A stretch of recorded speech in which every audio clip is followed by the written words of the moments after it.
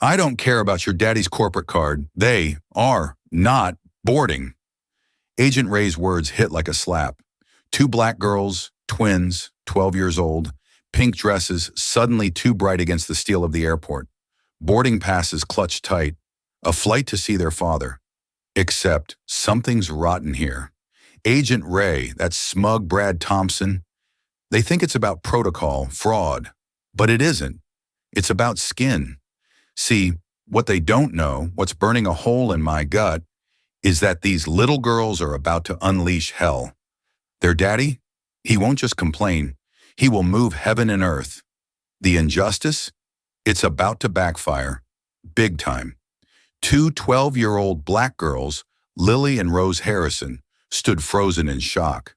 Their matching pink dress was cold on their bodies suddenly. Their neat braids and polished Mary Janes, a stark contrast to how small and vulnerable they felt in that moment. Welcome back to Black and Bruised Stories. If you're new here, you've just joined a community dedicated to truth, justice, and survival.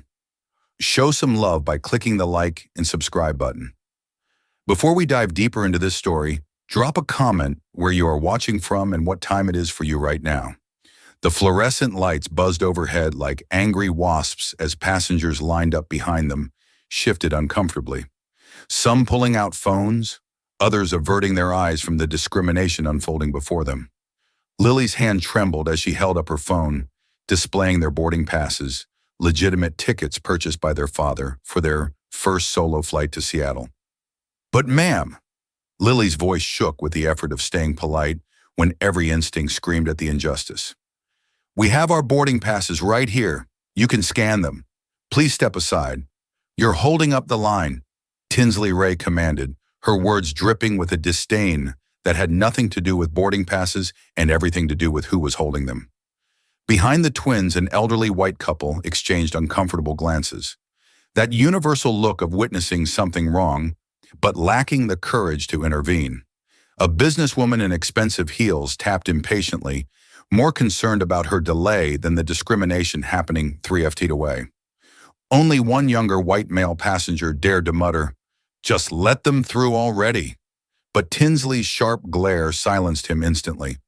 That's when Brad Thompson approached Tinsley's colleague, his arms already crossed before he even understood the situation.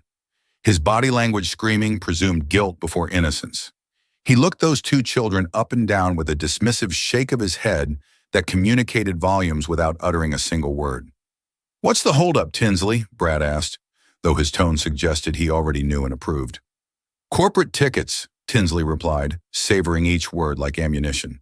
"Two unaccompanied minors on a flight to Seattle." She paused for maximum dramatic effect, her eyebrow raised in practiced skepticism. "You want to tell me how two little girls got access to a corporate American Express account?" The word little wasn't just descriptive, it was diminutive, dismissive, designed to make these young women feel even smaller than their 12 years. The entire boarding line had ground to a complete halt now, passengers openly gawking at this scene of institutional racism disguised as security protocol. Brad nodded knowingly, that conspiratorial nod between two people who've made these kinds of decisions before. The security radios crackled ominously in the background as Lily tried one more time, her voice fighting to stay calm and reasonable. "Our father purchased these tickets. His name is Damon Harrison. You can call him right now. Please just call him." "Oh, your father," Tinsley mocked, stretching out the words supposedly like it was contaminated. "The one who supposedly works for an airline." A black woman in her 40s, professional and composed, finally couldn't stomach the injustice anymore. She stepped forward from the line, her voice firm but respectful. "Excuse me, but maybe there's been a mistake. These are children. Can't you just verify? Ma'am, return to the line or you won't be boarding either." Tinsley cut her off with a kind of threat that had kept people silent through decades of discrimination. The woman hesitated, her face a battlefield of anger and helplessness. That familiar expression of someone who knows exactly what's happening but feels powerless to stop it. She stepped back, but her eyes remained locked on those girls witnessing, remembering. Rose was crying now, really crying, her small body shaking as tears streamed down her face. Please, our daddy is waiting for us. We just want to see our daddy." Her voice broke on that word, daddy, shattering like glass, the way only a child's voice can when they're scared and far from the parent who makes them feel safe. Tinsley and Brad exchanged that look, that silent communication between people who've already decided someone's guilt based on nothing more than the color of their skin. Tinsley reached for her radio with deliberate slowness, making sure the girls saw it coming, making sure they understood their powerlessness. "Security to Gate 47. We need assistance with the situation. Possible fraud." The word fraud detonated through the gate area like a bomb. Passengers immediately pulled out their phones, some filming, some texting, all watching this discrimination unfold in real time. Lily instinctively pulled Rose close, both girls frozen in terror as the overhead announcement cheerfully declared the final boarding call for Flight 2847 to Seattle. Their flight, the one they'd been counting down to for weeks, the one that would reunite them with their father. But to understand the full injustice of what was happening to Lily and Rose Harrison, we need to go back to the morning that had started with such pure joy and anticipation. After happily saying goodbye to their grandma Patricia, they made their way toward Gate 47, chattering about their Seattle plans. They passed other families, business people buried in phones, soldiers in uniform who made them think of their uncle. Everything felt normal, safe, exciting, the world opening up before them like a promise. They reached Gate 47 45 minutes before boarding, settling into seats near the window where they could watch planes take off and land. Lily started her Sudoku while Rose scrolled through TikTok, occasionally showing her sister funny videos. Behind the counter at Gate 47, Tinsley Ray was checking her computer with the kind of scrutiny usually reserved for TSA agents. Her colleague Brad Thompson was organizing boarding passes, both of them going through the motions of their daily routine until Tinsley's eyes landed on the twins. She watched them for a long moment, something shifting in her expression. Brad noticed her staring. "What is it?" he asked. "Those two seats, 14A and B. What about them? They're unaccompanied minors flying on corporate tickets." Brad shrugged. "So happens all the time. Not with kids who look like that." "Not on corporate accounts," Tinsley said, her meaning crystal clear without saying the actual words. Brad looked at the twins, then back at Tinsley, and something unspoken passed between them, a decision based on nothing more than prejudice, dressed up as precaution. Tinsley pulled up the reservation on her computer, her expression hardening with false suspicion. Damian Harrison, Skyward corporate card, 2 tickets, last-minute purchase, could be legit. Brad offered weekly, or it could be stolen. "You remember last month those teenagers with the hacked accounts? Those were different." "Were they?" Tinsley's question hung in the air, heavy with implication. "I'm flagging this. Better safe than sorry." She made a note in the system, sealing the twins' fate with a few keystrokes born of bias. The twins remained blissfully unaware, laughing at something on Rose's phone, their last moments of innocence before their world would shatter. Time passed with airport slowness until the boarding announcement finally came. First-class passengers boarded, then Zone 1, Zone 2. The twins were Zone 3, gathering their backpacks with excitement, joining the line with the confidence of travelers who belong there. Because they did. Lily texted their dad, "About to board. Love you." They approached the counter with bright smiles, holding out their phones with the boarding passes displayed. And that's when Tinsley's expression changed, transformed from professional distance to active hostility. She scanned their passes once, twice, 3 times. Each scan accompanied by a theatrical frown. Her computer beeped. "There's a problem with these passes," she announced loud enough for everyone to hear. And we're back where we started, at the moment when discrimination showed its ugly face to 2 innocent children who just wanted to see their father. The moment that would change everything. The moment when the CEO's daughters learned that sometimes the world judges you before it knows you. The moment when Damian Harrison would learn what had happened to his babies and bring the entire airline industry to its knees. If you're as outraged as you should be, hit that subscribe button right now because you need to hear how this story ends. And tell me in the comments, have you or someone you know ever faced discrimination while traveling? What would you have done if you'd been in that boarding line? Tinsley Ray held those phones like evidence in a crime that existed only in her prejudiced imagination, staring at the boarding passes with the intensity of someone looking for a reason, any reason, to justify what she'd already decided to do. The line behind Lily and Rose grew longer, restlessness rippling through the crowd like waves of discomfort. Brad leaned over to peer at Tinsley's screen, his body language already supporting whatever she was about to do. The twins stood there, confusion replacing excitement, their purple backpacks suddenly feeling heavier on their small shoulders. "What kind of problem?" Lily asked, her voice steady despite the earthquake happening in her chest. "Step aside, please," Tinsley commanded, with the authority of someone who'd done this before. "Let me handle the other passengers first." "But we're Zone 3. It's our turn," Rose protested, her sense of fairness offended by this inexplicable delay. "Step aside." Tinsley bit off each word like she was spitting them at the girls. The twins moved to the side, the walk of shame watched by dozens of eyes, some sympathetic, others annoyed at the delay, most simply glad it wasn't them. Lily kept her hand on Rose's shoulder, a protective gesture their mother had taught them. Stay together, stay strong, stay dignified, even when the world tries to strip your dignity away. "It's probably just a technical glitch," Lily whispered to her sister, but her voice betrayed the doubt creeping in like fog. "They'll fix it." 5 minutes passed like hours.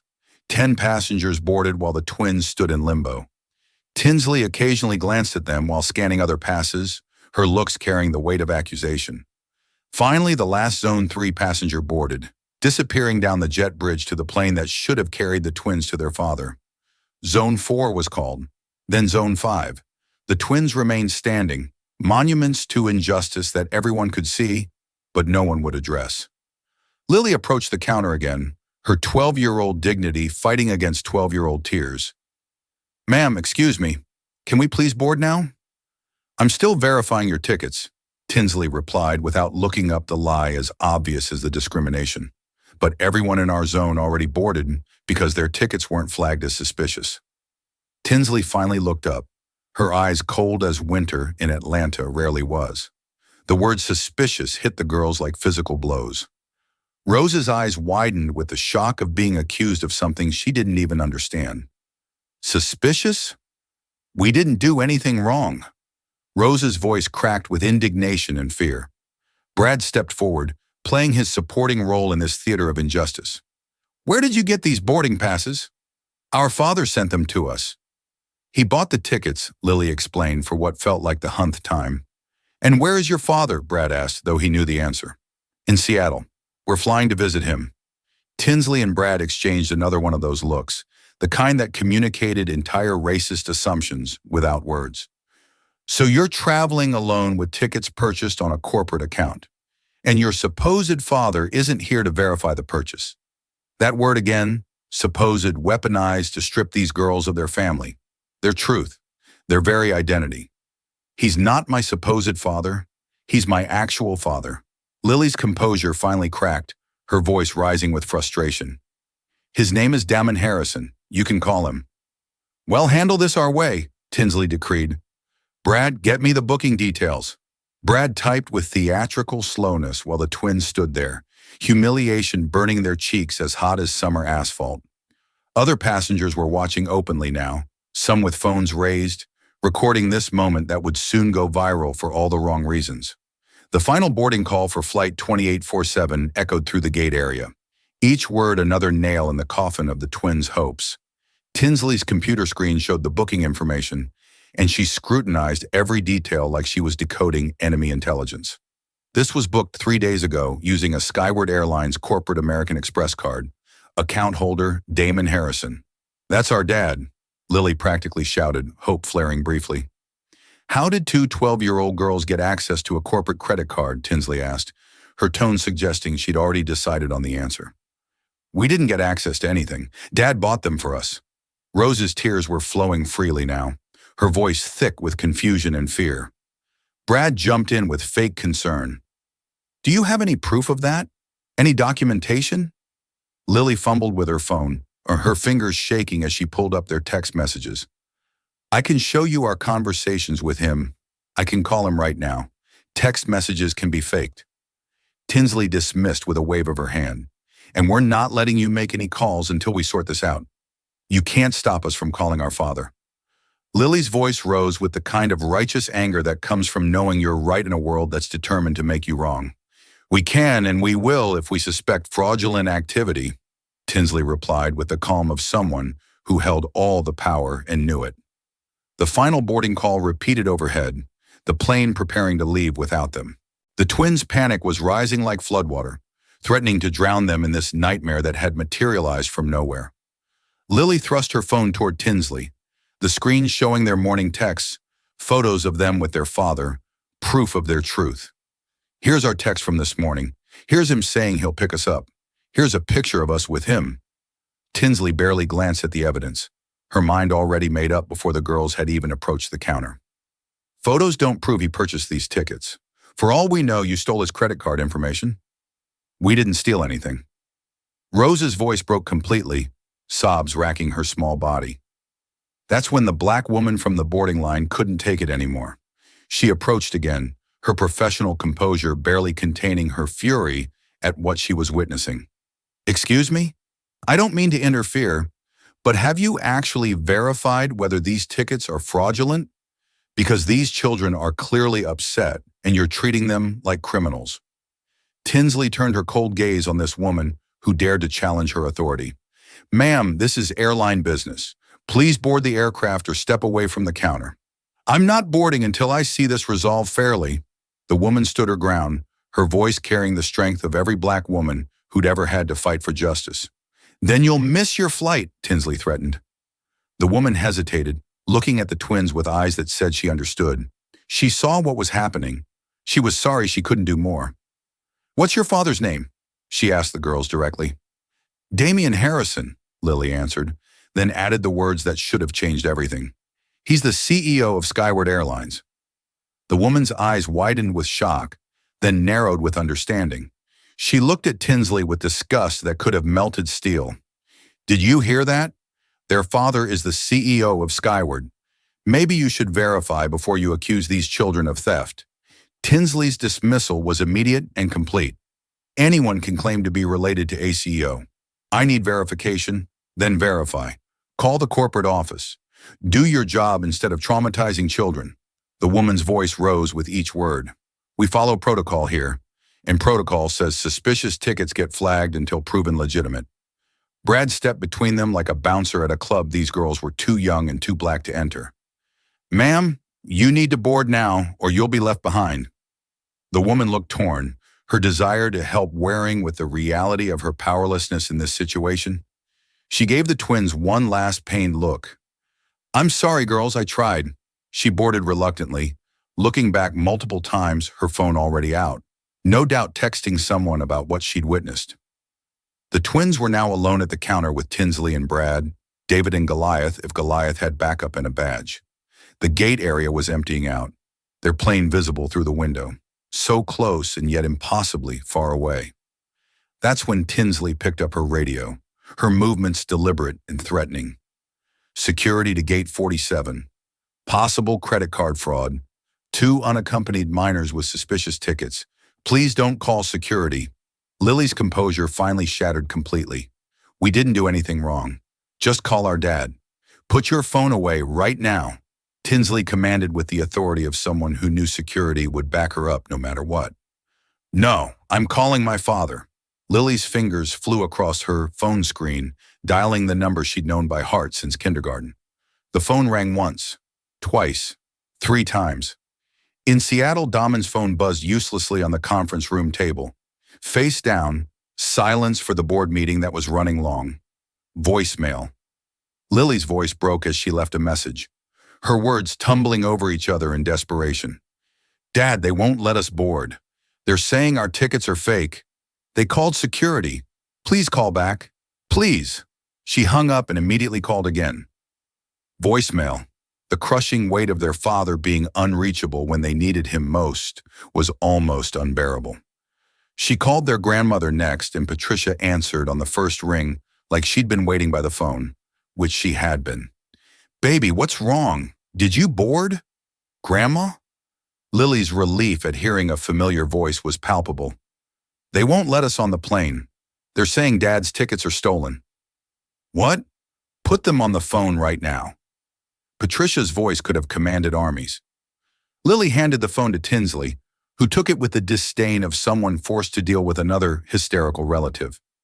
Who is this? Tinsley asked, her tone suggesting she didn't care about the answer. I'm their grandmother, Patricia Williams. Those tickets were purchased by their father. This is absurd. Ma'am, I understand you're upset, but these tickets were flagged by our system as potentially fraudulent. Your system is wrong. Damon Harrison is their father. He's the CEO of Skyward Airlines, for crying out loud. Anyone can claim that over the phone. We need in-person verification. He's in Seattle. That's where they're trying to fly to. Patricia's frustration was reaching a breaking point. Then I suggest he come verify these tickets himself. Tinsley replied with bureaucratic cruelty. That's insane. You're holding his children hostage because of a computer glitch. We're following safety protocol. Until we can verify these tickets, the girls aren't flying. I'm coming back to that airport right now. Don't you dare move them anywhere. Patricia's voice carried the threat of a grandmother protecting her cubs. Security will handle this appropriately, Tinsley replied, unmoved by Patricia's fury. She handed the phone back to Lily, who could hear her grandmother crying and furious on the other end. Baby, I'm turning around right now. I'll be there in 20 minutes. Don't go anywhere with anyone. Stay where you are. Okay, Grandma, Lily whispered, her own tears flowing freely now. She hung up and Rose clung to her sister like a life raft in a storm. That's when they saw them, two security officers approaching with the measured walk of authority. Officer Davis, a white man in his 50s with a face that had never smiled at a child, and Officer Ramirez, a Hispanic woman in her 30s whose eyes at least showed a flicker of empathy. They arrived at the counter like judges at a trial that had already been decided. What's the situation? Davis asked, his tone suggesting he'd already chosen a side. These two girls have boarding passes purchased with a stolen corporate credit card, Tinsley reported with the confidence of someone who'd never been challenged on her assumptions. We believe it's fraud. Davis looked at the twins, really looked at them, and saw what he expected to see based on nothing but prejudice. Is that true? No. Our father bought these tickets. Lily's voice was from crying, but her conviction never wavered. We're not thieves, Rose added, the word itself so foreign to her 12-year-old vocabulary that it came out like a question. Where's your father now? Davis asked, his hand already resting on his radio like he might need backup for two preteens. Seattle. We're supposed to be flying to see him, Lily explained yet again, each repetition draining more hope from her voice. Officer Ramirez, sensing the genuine distress of children rather than criminals, knelt down to their level. What's your father's name? Damian Harrison, Lily answered, then added with desperate hope. He's the CEO of Skyward Airlines. Ramirez's eyebrows rose slightly. She looked at Davis, who dismissed it with a shake of his head that said he'd heard every lie in the book. And he purchased these tickets? Ramirez asked gently. Yes, we can prove it. We have texts, pictures, everything. Rose pulled out her phone, hands shaking as she scrolled through photos of them with their father at his office, at home, at their mother's grave. Physical evidence of purchase, Davis interrupted, his tone making it clear that nothing these girls could show would satisfy him. It's on our phones, Lily insisted. That's not sufficient. Anyone can fake digital communication, Davis declared with the authority of someone who'd made up his mind before asking the question. Ramirez stood, giving Davis a look that suggested she wasn't entirely comfortable with where this was heading. Sir, maybe we should call the number on the tickets to verify. We follow protocol. Ramirez Davis cut her off. These tickets are flagged. The girls need to come with us until we sort this out. The words hung in the air like a sentence being passed through the window. The twins could see their plane backing away from the gate, their dreams of seeing their father literally taxiing away without them. Come with you where? Lily asked, her protective instincts for her sister overriding her own fear. Airport security office, just to answer some questions, Davis said with the false casualness of someone who held all the power. We don't want to go with you.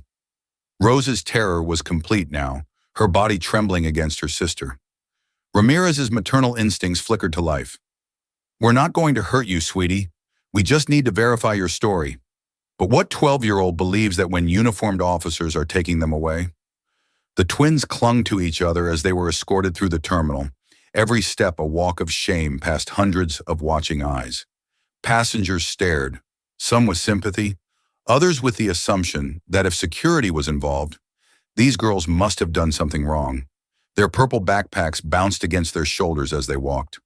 The same backpacks they'd packed with such joy that morning, now feeling like evidence in a crime they didn't commit.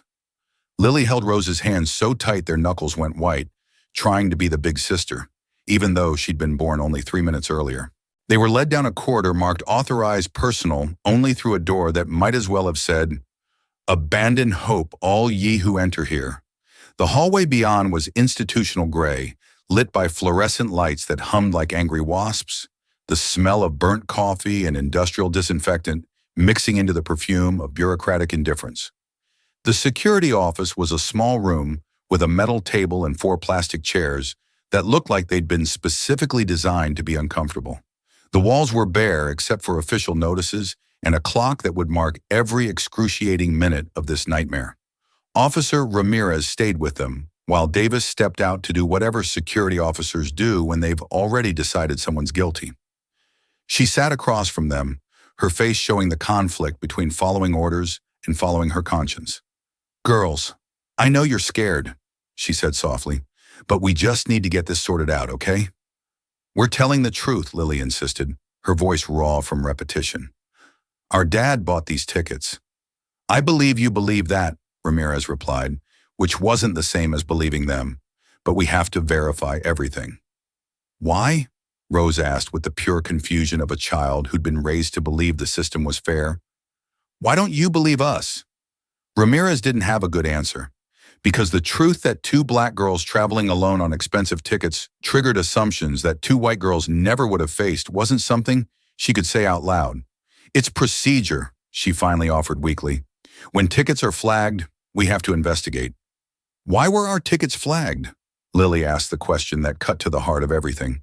"We didn't do anything to trigger any flags." "I don't know," Ramirez admitted, and for a moment her discomfort with this entire situation was visible. "That's what we're trying to figure out." Davis returned with a file folder, sitting across from the twins with the demeanor of an interrogator rather than a public servant. He opened the folder with unnecessary drama, pulling out a form like he was about to read them their rights. "All right, let's start from the beginning. Your names." "Lily Harrison," Lily answered, her chin up despite everything, their mother's dignity living on in her daughter. "Rose Harrison," Rose whispered, her voice small but determined. "Ages 12, they answered in unison, their twin connection still strong even in crisis. "You're twins?" "Yes, sir," Lily responded with the politeness their grandmother had drilled into them even when facing injustice. "And you live in Atlanta?" "Yes, sir, with our grandmother, Patricia Williams." "And your parents?" Davis asked, his tone suggesting he was looking for inconsistencies. The question hung heavy in the antiseptic air. Lily's voice dropped to barely above a whisper. "Our mother passed away 2 years ago. Our father lives in Seattle for work." For just a moment, Ramirez's eyes softened with genuine sympathy, but Davis remained unmoved. "I see. And he purchased these tickets for you." "This? How many times do we have to tell you?" Rose's frustration finally boiled over. 12 years old and already exhausted by injustice.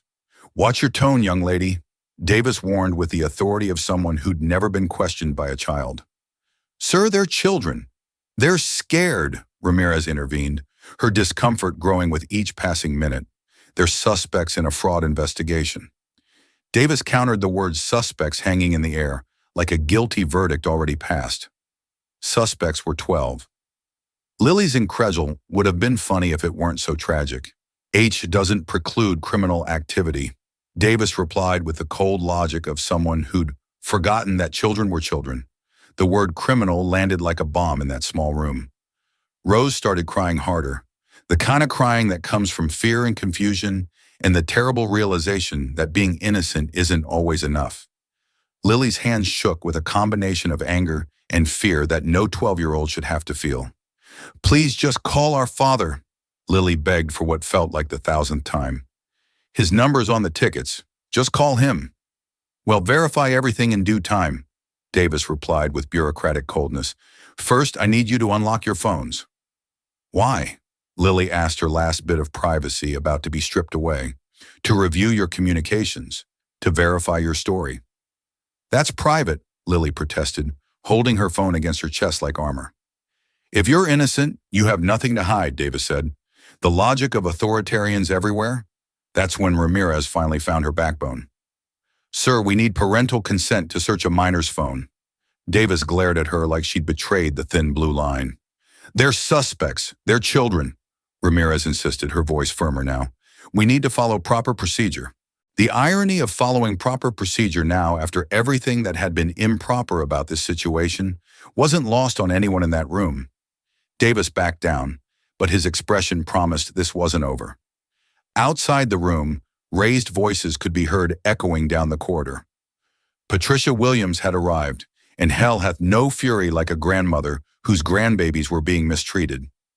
Those are my grandbabies. Where are they? Patricia's voice carried the authority of generations of black women who'd fought battles they shouldn't have had to fight. A security guard tried to stop her. Ma'am, you can't be back here. Watch me, Patricia declared, and the sound of her church heels clicking on linoleum was like an army approaching. She followed the sound of crying, her grandmother's instinct leading her straight to her girls. Davis stood to block her entry, but Patricia Williams had faced down bigger obstacles than one security officer. Ma'am, this is a restricted area, Davis announced, standing in the doorway like a guardian of injustice. And those are my grandchildren. Patricia's fury could have powered the entire airport. What have you done to them? She pushed past him with the strength of righteous anger, gathering both girls in her arms. They clung to her like she was salvation itself, both crying now, their bodies shaking with the relief of familiar arms. Explain to me right now, Patricia demanded, her voice carrying the weight of every ancestor who'd fought for justice. Why two innocent children are being treated like criminals? They were traveling with fraudulent tickets, Davis stated, as if repetition would make it true. They were not. Their father purchased those tickets. Damon Harrison, CEO of Skyward Airlines. Patricia's voice rose with each word. How hard is that to verify? We're following protocol. Davis started, but Patricia cut him off with the precision of a woman who'd heard enough excuses for a lifetime. Your protocol is traumatizing two children who just lost their mother. They were excited to see their father, and you've turned it into a nightmare. Ramirez stepped forward, trying to de-escalate. Ma'am, I understand you're upset. We're just trying to verify the tickets. Then pick up the phone and call him. Patricia's frustration was palpable. His number is right there on the reservation. We will in due time, Davis replied with infuriating calm. First, we need to complete our investigation. Investigation? Patricia's voice could have shattered glass. They're children with valid boarding passes. That's when the door opened and a supervisor entered. David Chin, 45, Asian American, with the measured demeanor of someone who'd risen through the ranks by keeping his head down, but hadn't forgotten his humanity in the process. What's going on here? Chen asked, his tone neutral, but his eyes taking in everything. The crying children, the furious grandmother, the defensive officers. Possible fraud case. Davis reported like a soldier to his superior. Two minors with corporate tickets they can't verify. Chen's eyebrow raised slightly at the phrasing. Can't verify or haven't verified. Sir, Davis asked, not understanding the distinction. Did you call the number on the reservation? Chen asked with the patience of someone dealing with incompetence. Not yet. We were questioning the suspects first. The 12-year-old suspects, Chen repeated, his tone making it clear what he thought of that classification. He looked at the twins, really looked at them. Two scared children clinging to their grandmother, tears streaming down their faces, purple backpacks that had probably been picked out with such care for their first solo flight. Something in his expression shifted. Let me see the tickets, he ordered. The paperwork was handed over, and Chin reviewed it with the attention to detail that had made him supervisor. His expression changed as he read, understanding dawning. This is a Skyward corporate account registered to Damian Harrison. That's what we've been saying? Patricia exclaimed with exhausted vindication. And the girls claim he's their father? Chen asked, though his tone suggested he already believed it. He is our father, Lily said, her voice but determined to be heard. Chen turned to his officers with barely concealed frustration. Officer Davis, did you verify this claim? We were in the process, Davis started. That's a no. Chen cut him off. Officer Ramirez, please call the contact number on this reservation. Yes, sir, Ramirez replied, relief evident in her voice as she pulled out her phone. The phone rang, and 3,000 miles away in Seattle. Damon's phone vibrated uselessly on the conference table, face down and silenced while he presented quarterly projections to a board that had no idea their CEO's world was falling apart. Voicemail. No answer, Ramirez reported. Leave a message identifying yourself and asking for immediate call back, Chen instructed. Ramirez did, her official voice explaining the situation in terms that would terrify any parent. Chen turned to his computer, fingers flying across the keyboard. Damon Harrison, let's see what we can find. He typed the name into Google and the screen filled with results. His eyes widened as he clicked through. Forbes, Damon Harrison, named CEO of Skyward Airlines. Wall Street Journal. Skyward Airlines CEO Damon Harrison leads industry and innovation. Business Insider, how Damon Harrison rebuilt Skyward after personal tragedy. And then the article that changed everything from 2 years ago, Skyward CEO's wife loses battle with cancer. The accompanying photo showed Damon Harrison at a funeral, his arms around 2 young girls. Chen zoomed in, and there was no mistaking it. Lily and Rose, younger but unmistakably them, at their mother's funeral. Chen's voice was quiet but carried the weight of dawning horror. Officer Davis, come look at this. Davis approached the screen and the color drained from his face as he saw article after article, photo after photo, proof after proof that these girls were exactly who they said they were. Still think these girls stole his credit card? Chen asked, his voice deadly quiet. The silence in that room was deafening. This is already too much for any children to endure, but it's about to get worse before it gets better. If you want to see justice served, make sure you're subscribed with notifications on. And I need to know, what would you do if you were Damon Harrison and found out your daughters were being treated this way? Leave your answer in the comments. In Seattle, Damon Harrison's world was about to explode. The Q4 expansion presentation was reaching its climax. Board members nodding approvingly at profit projections that would mean nothing in about 30 seconds. Damon was explaining market penetration strategies when something made him glance at his watch. 2:47 p.m. His daughters should have boarded 32 minutes ago. They always texted when they boarded. Boys, a cold finger of dread traced down his spine as he reached for his phone under the table, trying to be discreet. The screen lit up with a cascade of notifications that made his blood turn to ice. 7 missed calls from Lily, 4 from Rose, 3 from Patricia, 2 from unknown Atlanta numbers, 6 voicemails, 15 text messages. His chair scraped against the floor as he stood abruptly. The presentation forgotten, the board members forgotten, everything forgotten except his daughters. Damien, we're in the middle, the CFO started. It's my daughters. Excuse me. Damien's voice carried a tone that no one in that room had ever heard before. Not the CEO speaking, but a father whose children were in danger. He was out the door before anyone could respond. Phone already pressed to his ear as he listened to the first voicemail. Lily's terrified voice filled his ear. Dad, they won't let us board. They're saying our tickets are fake. They called security on us. We're scared. His hand braced against the wall as the world tilted. The second voicemail was Rose crying, Daddy, please call back. The lady at the gate is being mean to us. She says, we're lying about you being our dad. The third message was Patricia, and her fury mixed with fear made his knees weak. Damien, I don't know what's happening, but they've taken the girls somewhere. Security has them. They're treating them like criminals. I'm going back to the airport. Call me immediately. Damon Harrison, CEO of Skyward Airlines, the man who commanded boardrooms and controlled billion-dollar deals, was shaking as he called Patricia back. She answered before the first ring finished. Damien, where are they? Are they safe? They're with me now in some security office. Damien, they accuse them of fraud. They wouldn't let them board. They've been interrogating them like criminals. The deadly quiet in Damien's voice was more terrifying than any shout. Put me on speaker. Patricia switched to speaker, and his daughter's voice is crying. Dad almost broke him completely. I'm here. I'm here, babies. Are you hurt? No, we're okay. Just scared, Lily said, trying to be brave. They said we stole your credit card. Rose sobbed. Damien closed his eyes, his jaw clenching so tight his teeth ached. When he spoke again, his voice was controlled, but contained in fury that could level mountains. Patricia, who's in charge there? There's a supervisor, David Chin. He just got here. Put him on the phone now.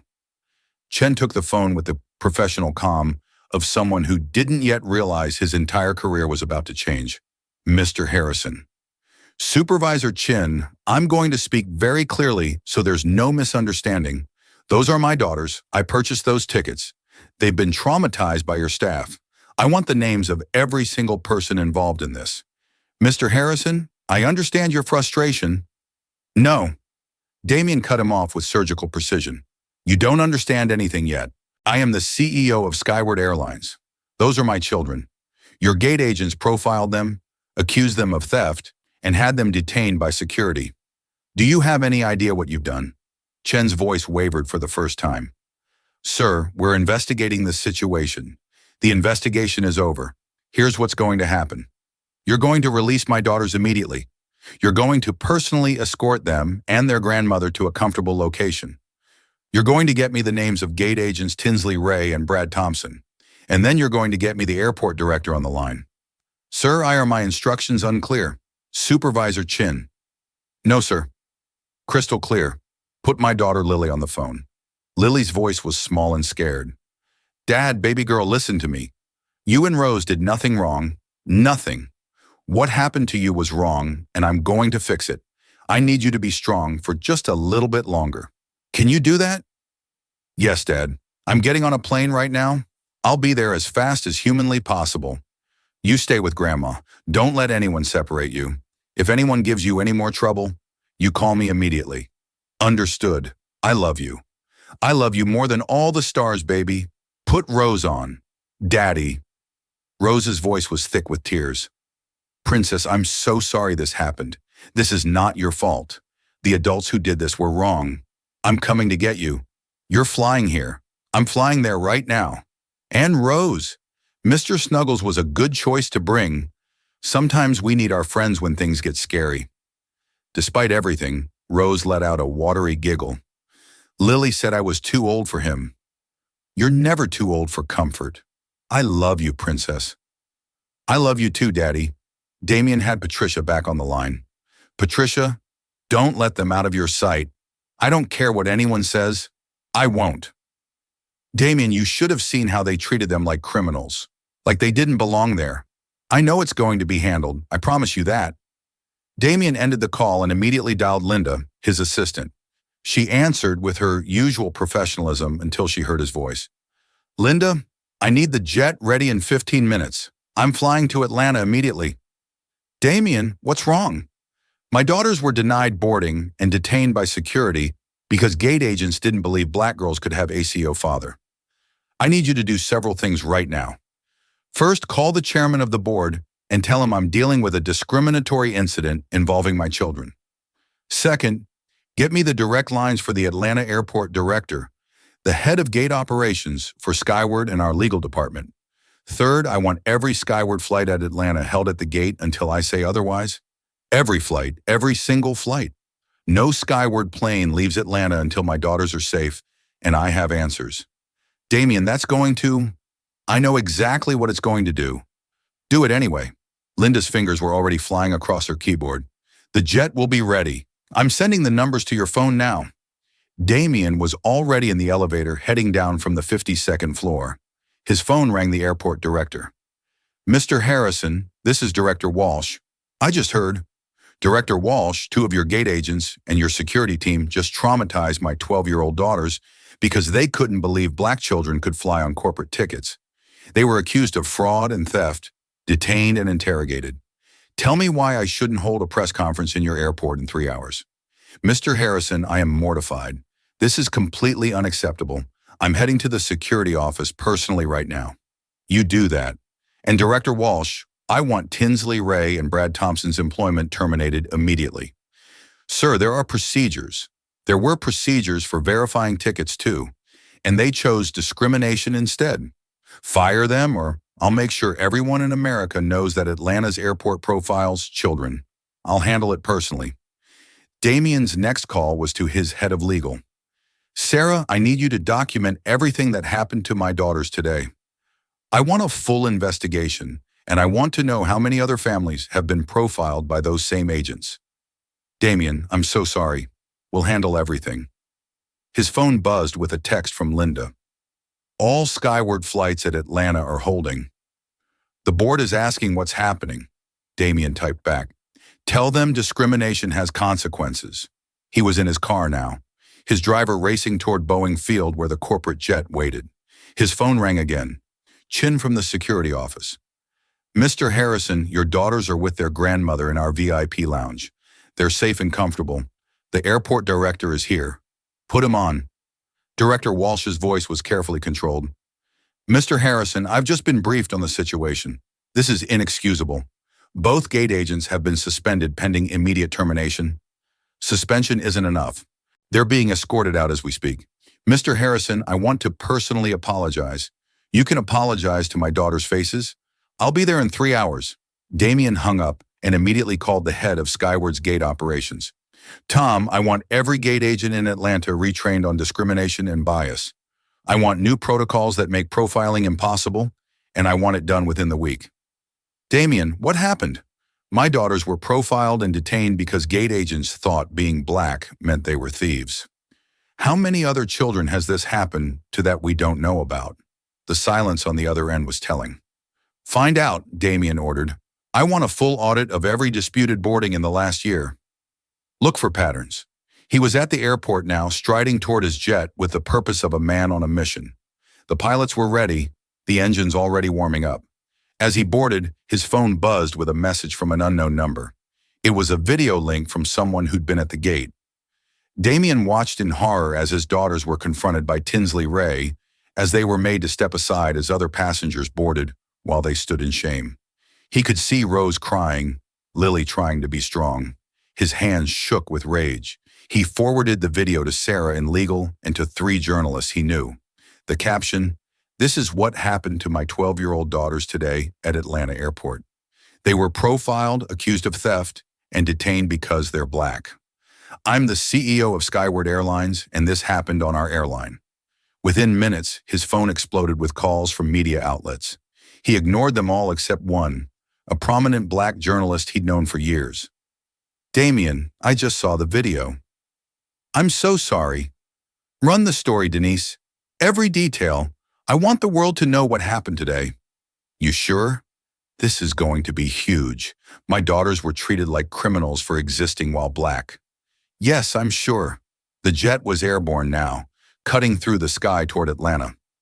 Damien opened his laptop and began typing an email to every Skyward employee. Today, my 12-year-old daughters were denied boarding on a Skyward flight. They were accused of fraud, detained by security, and interrogated. Their crime being black children with corporate tickets. This happened on our airline by our gate agents. This is not who we are. This is not who we will be. Effective immediately, several changes will be implemented. He detailed new training requirements, new oversight measures, and new accountability standards.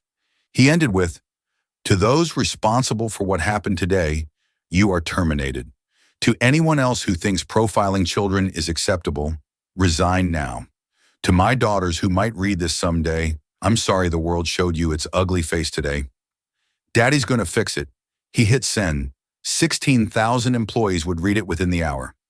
His phone rang. The chairman of the board. Damien, I just heard. The entire board stands behind you. Whatever you need. I need systemic change, Richard. Not just at Skyward, industry-wide. Then that's what we'll do. Damien, how are the girls? For the first time since the started, Damien's voice cracked. They're 12, Richard. They just wanted to see their dad. Back in Atlanta, the airport was in chaos. Every Skyward flight was holding at the gate. Passengers demanding answers. Social media exploded as the video went viral. Masha flying while black started trending. Other passengers from the flight began posting their own videos and accounts of what they'd witnessed. Patricia sat in the VIP lounge with the twins, holding them close. Airport executives kept coming to apologize, but she wasn't interested in apologies. She wanted justice. "Grandma," Lily said quietly, "is Dad really holding all the planes? Every skyward plane in this airport is waiting because of what they did to you." "That must be costing a lot of money," Lily said with her analytical mind. "Some things are more important than money, baby." Director Walsh approached nervously. "Mrs. Williams, Mr. Harrison's jet is on approach. He'll be here in 20 minutes. "Good," Patricia said. "And those gate agents terminated, escorted from the property, and the security officers who treated my granddaughters like criminals." Walsh shifted uncomfortably. "Under review. Under review isn't enough," Patricia said with the same steel her son-in-law had shown. Meanwhile, Tinsley Ray was being escorted out of the airport by security. The same security she'd called on 2 innocent children. Her face was red with indignation. "This is ridiculous. I was following protocol." "Your protocol was discrimination," the security chief said coldly. "You profiled 2 children. You're done." Brad Thompson was cleaning out his desk, his hands shaking. His phone was blowing up with messages as the video spread. His wife had called crying, asking how he could do such a thing. "I was just backing up my colleague," he kept saying, but even he knew how hollow it sounded. Damien's jet touched down at Atlanta with the smooth precision of righteous anger arriving. He was off the plane before the engines finished spooling down, striding through the airport with purpose. Employees recognized him, some applauding, others recording. He didn't slow down. He burst into the VIP lounge and his daughters flew into his arms. The 3 of them held each other, crying, not caring who saw. Damien kissed the top of their heads, breathing them in, feeling their heartbeats against his chest. "I'm here," he whispered. "Daddy's here. You're safe." "They were so mean, Dad," Rose sobbed into his shoulder. "They said we were thieves," Lily added, her voice muffled against him. "They were wrong. They were so wrong, and they're gone. They'll never do this to another child again." He pulled back to look at them, his hands cupping their faces. "You did nothing wrong. You were brave and strong and dignified. I'm so proud of you both." Director Walsh approached hesitantly. Mr. Harrison and I, Damien, stood putting himself between the director and his daughters. "Director Walsh, my daughters were traumatized in your airport. They were profiled, humiliated, and detained. Tell me why I shouldn't sue this airport into bankruptcy." "Mr. Harrison, we're prepared to." "You're prepared," Damien's voice rose. "Were you prepared when your gate agents decided my daughters were criminals? Were you prepared when security interrogated them?" The entire lounge was watching now. Damien didn't care. These are children 12 years old. They had valid tickets. They had done nothing wrong. And your staff traumatized them because they couldn't believe black children could afford to fly. "We're implementing new training immediately." "Training," Damien laughed bitterly. "You need more than training. You need a complete overhaul of your culture. And you're going to get it whether you want it or not." He turned to the room at large, his voice carrying. "Every person in this airport needs to know what happened here today. 2 children were profiled and detained because of the color of their skin. In 2025 in Atlanta, the city too busy to hate. Well, apparently not too busy to profile children." His phone rang. CNN was calling. This time he answered, "Mr. Harrison, we'd like to interview you about what happened today. I'll do you one better. I'll give you exclusive access to the security footage. Let America see what discrimination looks like." He hung up and turned back to Walsh. "Every second of security footage, every communication between your staff, all of it goes public. Let's see how many other families come forward." Within hours, the story was everywhere. The video from the gate had been viewed millions of times. The rush of justice for Lily and Rose was trending worldwide. Other families began sharing their own stories of discrimination while flying, and that's the real power of standing up to injustice. It echoes through time, protecting people you'll never meet, changing futures you'll never see, creating a world where eventually, hopefully, stories like this become history rather than headlines. The Harrison twins had ensured their story would be remembered. More importantly, they'd ensured it would never need to be repeated. If this story moved you, if it made you angry, if it made you think, then share it. Subscribe to make sure stories like this are told, and ask yourself, what injustice in your life are you accepting that you could be changing? What would Lily and Rose do? Leave your thoughts in the comments. And remember, change starts with refusing to accept that wrong is normal. Stand up, speak out, change the world.